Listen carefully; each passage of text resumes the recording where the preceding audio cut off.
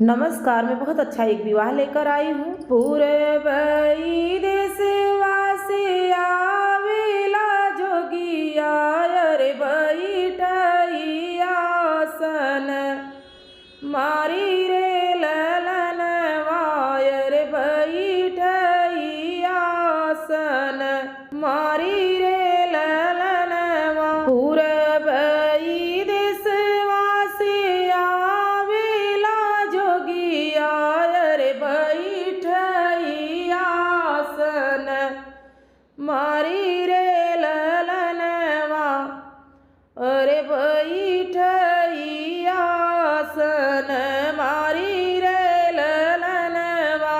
भीतरा से निकले निमय नाम तारी, अरे लेऊ जोगिया अपनी भीख रे ललनवा, अरे लेऊ जोगिया अपनी भीख रे ललनवा।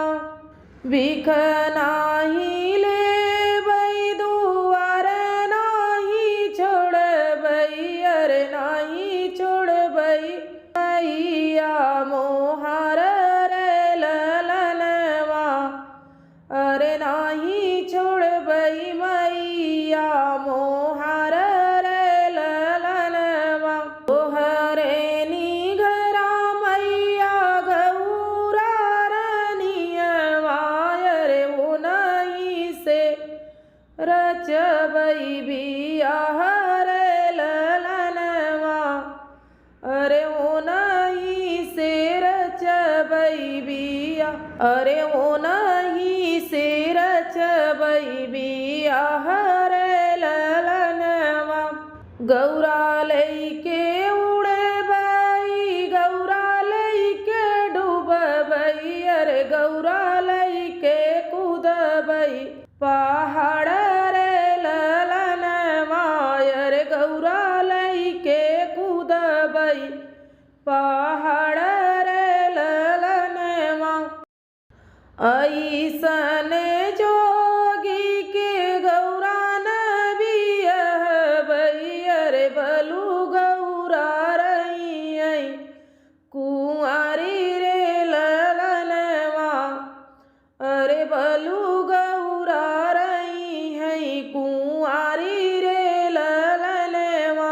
ऐसन जोगिया के बेटी न बियहबै, अरे बलू बेटी रहियै कुंवारी रे ललनवा, अरे बलू बेटी रहियै कुंवारी रे ललनवा। भीतरा से निकले नी बेटी हो गौरा रानी, मैया के लागी समझावै रे ललनवा, अरे मैया के लागी समझावै रे ललनवा। हमारे करम मैया जोगिया लिखल बा, अरे विधना जे लिखल लीला रे ललनवा, अरे विधना जे लिखल लीला रे ललनवा। बिच्छू देखी मोरी बेटी जियरा डेराई, अरे सांप देखी जाबू घबराई रे ललनवा, अरे सांप देखी जाबू घबराई रे ललनवा।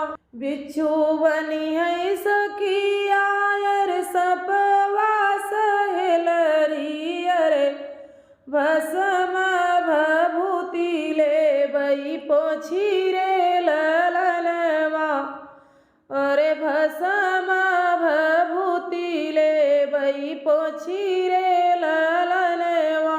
हमारे करम मैया जोगिया लिखल बा, अरे जोगिया से रचौ मोर बियाह रे ललनवा, अरे जोगिया से रच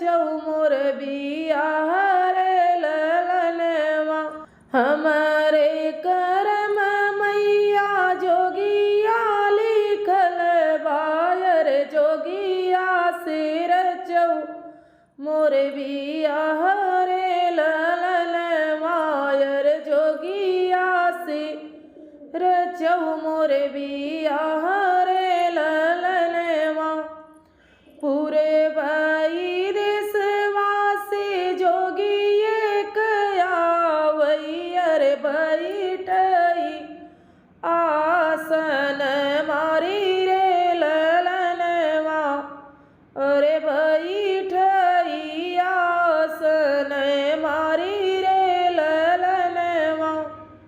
अच्छा लगा हो तो लाइक करें, सब्सक्राइब करें, कमेंट बॉक्स में ज़रूर लिखें कि हमारा वीडियो आपको कैसा लगा। मिलते अगले वीडियो में, तब तक के लिए धन्यवाद।